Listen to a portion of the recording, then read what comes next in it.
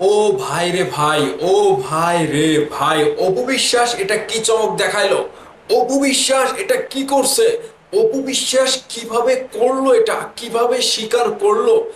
একেবারে কলকাতার পশ্চিমবঙ্গের বাঘা বাঘা তিনজন অভিনেতা অপু বিশ্বাসের সিনেমায় মেগাস্টার শাকিব খানের পরে এবার জিল্লুকেও কেড়ে নিল অপু বিশ্বাস। অন্যদিক থেকে অন্য নায়িকাদের দিকে তাকালে তারা কিন্তু পিছিয়ে পড়ছে, কারণ অপু বিশ্বাস যে কারিশমাটা দেখিয়েছে না ভাই, যেটা জানার পরে আপনারা বলবেন ওয়াও!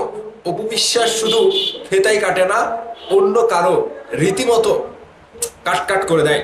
তো যাই হোক, অপু বিশ্বাস যে কাজটি করেছে, তিনি যেটা করেছে, নিউজে যেটা বলছে, অপু অভিনীত শিকার সিনেমায় পশ্চিমবঙ্গের তিন অভিনেতা, তাও ভাই বাঘা বাঘা অভিনেতা, খারাজ মুখোপাধ্যায়, রজতাভ দত্ত এবং শাকিব খানের জিল্লু খ্যাত শ্যাম ভট্টাচার্য। এখানে নিউজে যেটা বলা হয়েছে, সীমান্তবর্তী এলাকার গল্প নিয়ে থ্রিলার ঘরানায় কামরুজ্জামান রোমান তৈরি করেছেন শিকার নামের সিনেমা। অভিনয় করছেন অপু বিশ্বাস ও মুর্তজা পলাশ। শিকার দিয়ে বড় পর্দায় অভিষেক হচ্ছে পলাশের। সম্প্রতি নেপালে শুরু হয়েছে সিনেমার শুটিং। অপু পলাশের সঙ্গে যোগ দিয়েছেন পশ্চিমবঙ্গের তিন অভিনেতা রজতাভ দত্ত, খরচ মুখোপাধ্যায় ও শ্যাম ভট্টাচার্য। বিষয়টি আজকের পত্রিকাকে নিশ্চিত করেছেন নির্মাতা কামরুজ্জামান রোমান। নির্মাতা আরো জানান, বাংলাদেশ ও ভারতের পাশাপাশি এতে দেখা যাবে নেপালের অভিনয় শিল্পীদেরও। ভাই রে ভাই, মাথায় নষ্ট ব্যাপার, মাথায় নষ্ট! রজতাভ দত্ত, ফরাজ মুখোপাধ্যায় ও শ্যাম ভট্টাচার্য তিনজনেরই বাংলাদেশের সিনেমায় অভিনয় করার অভিজ্ঞতা আছে।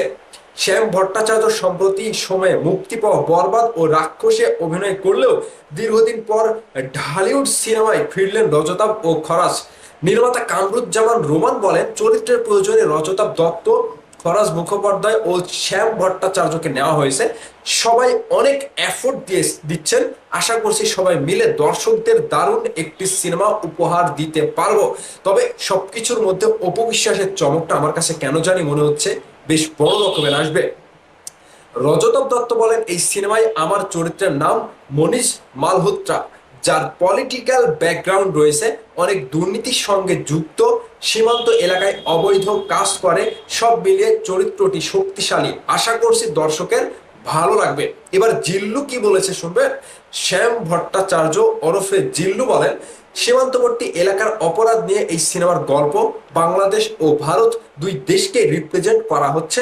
কোনো গল্প সিম্পল হলেও যে ইউনিক হতে পারে সেটাই দেখা যাবে শিকার সিনেমায়। আমার বিশ্বাস হলে সিনেমাটি দারুণ উপভোগ্য হবে। এই নতুন নতুন এই সিনেমায় নতুন এই সিনেমা নিয়ে অপু বিশ্বাস যেটা বলেন, যখন নির্মাতা গল্প নিয়ে আসেন আমি তখনই রাজি হয়ে যাই, কারণ সিনেমাটিতে আমার কাজের জায়গা আছে, অভিনয়ের জায়গা আছে। এই সিনেমার মাধ্যমে আরো একজন নতুন নায়ক মুর্তজা পলাশের অভিষেক হবে। এটা নিয়েও আমি অনেক এক্সাইটেড। সব মিলে সিনেমাটি নিয়ে আমার অনেক প্রত্যাশা জন্মেছে। এই বছরের শুরুতে ঘোষণা এসেছিল শিকার সিনেমার, সে সময় জানানো হয়েছিল ওটিটি প্ল্যাটফর্মের জন্য ওয়েব ফিল্ম হিসেবে নির্মিত হবে এটি।